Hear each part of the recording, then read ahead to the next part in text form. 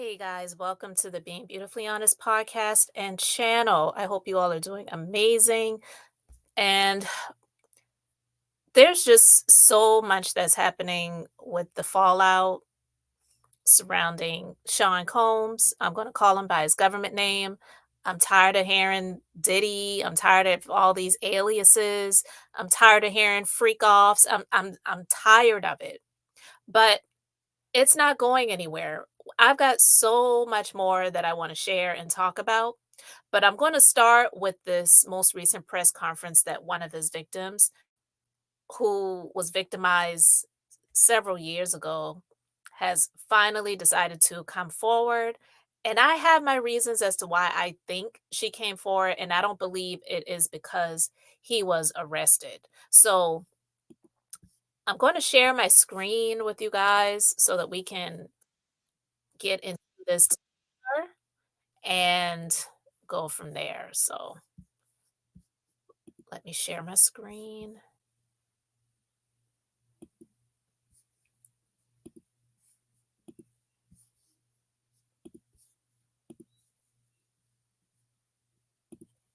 All right. Thank you for coming today. I'm attorney Gloria Allred, and with me is our client, plaintiff Thalia Graves. Today we filed a lawsuit in the United States District Court, Southern District of New York, for our client, plaintiff Thalia Graves, who is given permission to use her name. I don't know if you all noticed. I don't know what her ethnicity is, but he clearly has a type. Clearly. The case number of the 26-page complaint is 1:24-CV-07-201. In her lawsuit, Thalia, through her attorneys, sues Sean Diddy Combs, also known as the defendant, and another individual and other entities. The complaint alleges in part in the first cause of action that defendant Combs and another defendant committed a, quote, violation of New York City Victims of Gender Motivated Violence Protection Act by viciously and violently forcing sexual contact, oral sex, and sexual intercourse on the plaintiff, end quote. In addition, the complaint alleges in the second cause of action that defendant Combs and another defendant committed a violation of New York civil rights law, quote, section 52-B, end quote, by, quote, raping plaintiff and recording it. Defendants caused plaintiff to be depicted in a video image, unclothed and with intimate body parts exposed, and engaged in sexual conduct with another person, end quote. The lawsuit also alleges that, quote, defendant Combs and another defendant published and or disseminated the videos without plaintiff's knowledge or consent. On information and belief, defendants have continued to disseminate the video, including by selling it as pornography through the present, end quote. All right. I'm going to pause it right there for a minute because this is deep.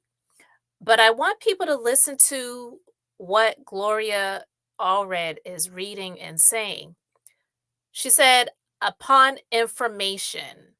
So this clearly to me sounds like information was shared with Talia, possibly by authorities, to let her know that she is on some of the footage that Sean Combs had in his possession in the raids that they did. I could be wrong. I don't know if that is indeed the case, because some people may be saying, okay, well, if all of that was true, then why is she coming out now?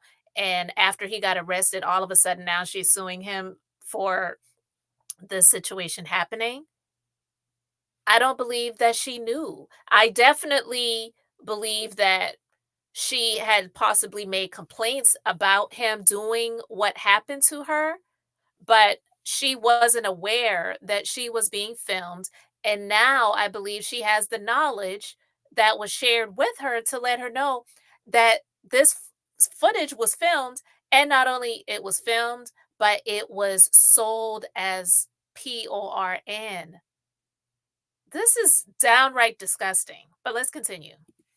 In our complaint, we ask that, quote, defendants should be ordered to account for and destroy all copies of the video that are in their actual or constructive possession, custody, or control, end quote.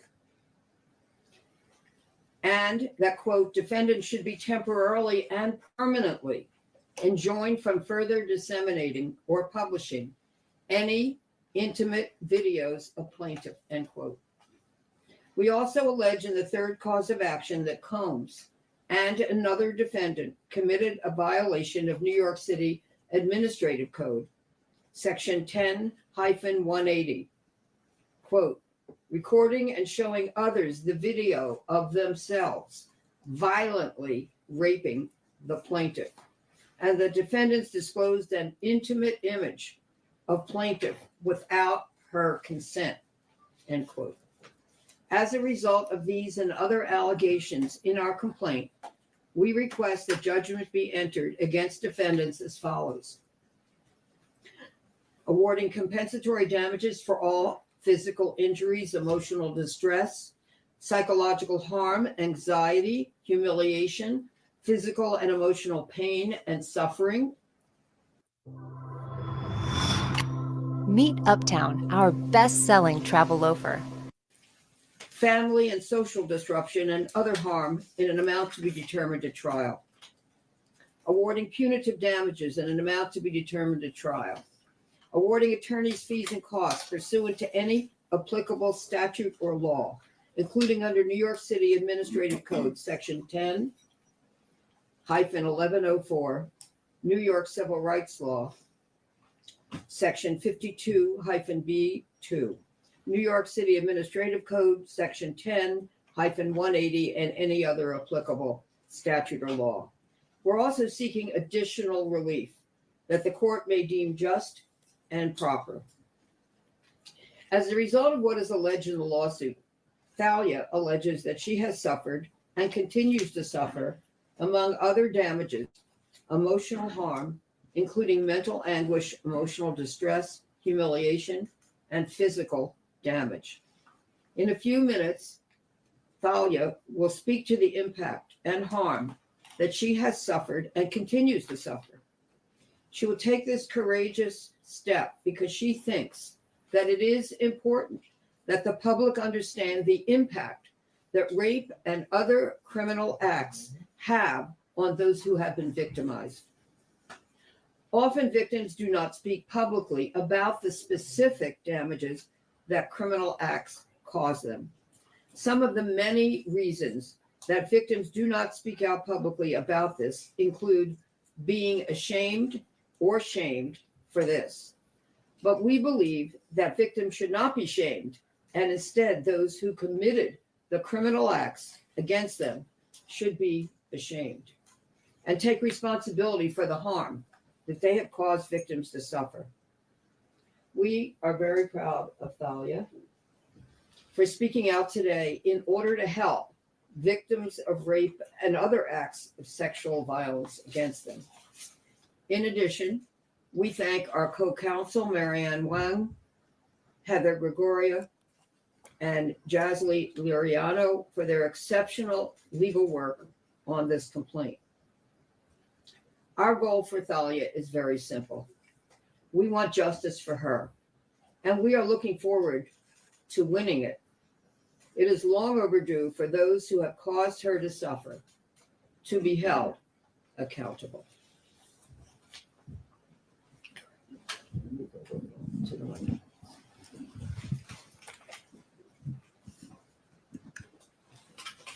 Okay, a little more. There you go. Thank you.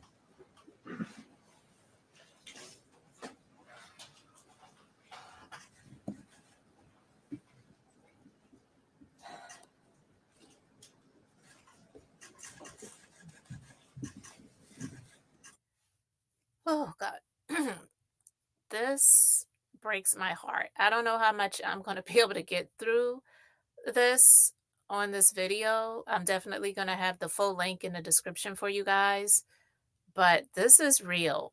I don't know how anyone could sit in defense of Sean Combs. He is a monster.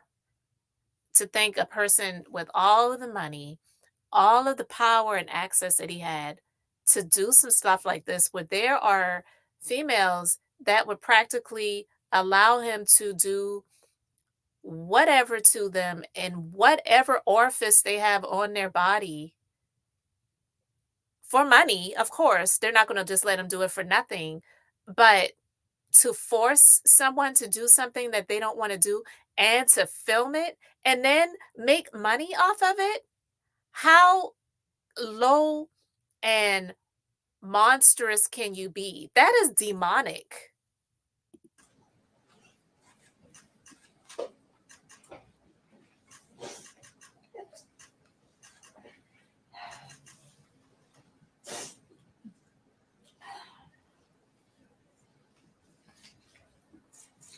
The internal pain after being sexually assaulted has been incredibly deep and hard to put into words.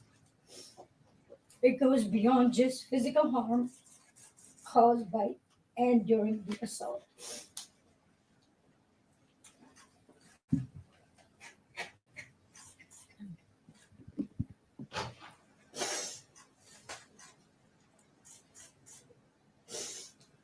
It's a pain that reaches into your very core of who you are and leaving emotional scars that may never fully heal. Some of the hardest parts of this pain are the shame and the guilt I have experienced that plays a negative part in my day to day ability to function properly. Being blamed, questioned, and threatened has often made me feel worthless, isolated, and sometimes responsible for what happened to me. I'm going to pause it right there. And that's one of the reasons why I wanted to react to this. But like I said, this is painful, and I don't know how much of this I can get through in this video. But when you hear her say the shame that she feels, the blame that she has received, the threats, I don't care if she was in his home, in one of his businesses, at a party, invited, uninvited, or if she was snatched up off of the street and had what was done to her. None of it is deserved. Whether she was there by choice, definitely not by force. This is the thing. And again, like I said, I don't know what her ethnicity is, but there are cultures, especially in the Indian Asian culture, where if a woman is violated, it is honorable to take her life because she has, quote unquote, put shame on the family name. So family will delete this person, the victim. This country is not like some countries, but it's honestly not a whole lot better when it comes to the way women are treated because we question the victims, we blame the victims. Well, where was she at? Why was she there? Like, none of those questions should even come into play. But unfortunately, it does from men and from women. And none of those questions deserve to be asked unless a woman is just an outright liar, which, yeah, there are a few of those. We know that. But that is the exception to the rule. For the most part, women who have been violated, they don't feel comfortable coming forward because they get the rocks thrown at them. It goes back to the Bible. When the woman was being accused of adultery. If you go to that scripture, and I believe it's in like all four of the gospels, Matthew, Mark, Luke, and John. It might be just a few of them. I'm sorry, I ain't no Bible scholar. I don't know all of the scriptures. I'm not a theologian, but I know the story. And they said that when the woman was found in the very act of adultery, that means that she was seen s- having sex with a married man. They drug the woman up out of the very act, and they took her before Jesus and said, "This woman was found in the act of adultery. So the law says that you're supposed to do this, that, and the other. She should be stoned." And Jesus said, "He that is without sin cast the first stone." It goes back to the Bible where they want to make the victim often than not the woman out to be the guilty party that deserves to have stones thrown at them. And to this very day, people still do that. And it is why you have a woman like this who was violated so many years ago, crying, feeling shame, having this be something that was hard for her to come forward to talk about when she did nothing wrong. I don't care if she showed up at his house buck naked, and I'm not saying that any woman should do that, but why is it that the onus is on the woman for a man to have self-control or for a man to not commit a freaking crime? But this is, like I said, this country is not the greatest when it comes to the treatment of women, but there are countries that are definitely a whole lot more barbaric, a whole lot more archaic in the way that they treat women. So much so that you have countries where you can only see the woman's eyes. Everything else has to be covered, even the hair on their head, because of the men not having self control. So they don't want a woman to entice the men just from them looking at women. It's absolutely ridiculous.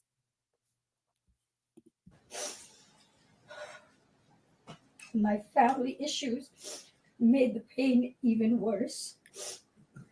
I was already going through a divorce at the time of the assault and did not get the support that I needed. I was also faced with disbelief and judgment. This has put a strain on my selection of men and relationships. Where many relationships became aggressive and abusive, which has made me feel even more alone in my struggles.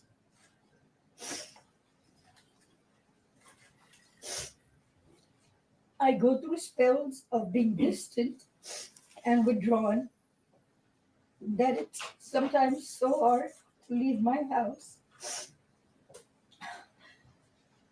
The trauma of the assault has taken a toll on my mental health. I've had PTSD, depression, and anxiety. I'm emotionally scarred. It has been hard for me to trust others, to form healthy relationships, or even feel safe in my own skin. Flashbacks, nightmares, and intrusive thoughts make me feel like it's a constant struggle.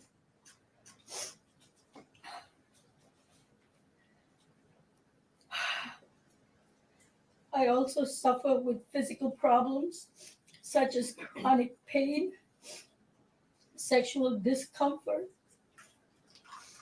The violation I have experienced during the assault has had lasting effects on my body, causing ongoing health problems and complications. The combination of physical and emotional pain has created a cycle of suffering from which it is so hard to break free.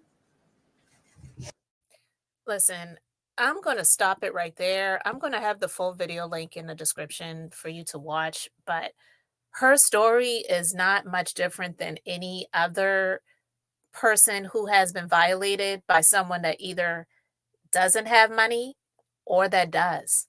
And that's the sad part, because a lot of women that this has happened to, it's happened by the hands of dirt bags who ain't got a pot to piss in or a window to throw it out. So they can't, they could sue them civilly, but they have nothing to go after. Because unfortunately in this country, the the laws and the standards and the statutes of limitations, they make it harder for victims to come forward. And when they do, a lot of times they become the target of threats and slander and shame and all of those different things that they go through. Most women are not going to come forward immediately to the public or to prosecutors, police, to say what this person did to them, especially somebody who was in power, or was, we should say, in power, like Sean Combs. So her story is not much different than most women who have been victimized. They become villainized, and people are doing it to her right now. Well, why did she take so long? Where did this happen? Why was she there? Like, why all the questions? Because this is the norm. You see, I don't know what the outcome of this is going to be, but I personally believe, and I could be wrong, is that, yeah, she knew what happened to her. And I'm quite sure she told people in her family, people who were close to her, and she talks about how she wasn't believed, how she was questioned, how shame was put on her, and all the other things that happened. But now finding out that this is something that was disseminated for sale as PORN, and this was, oh my God, this was a crime.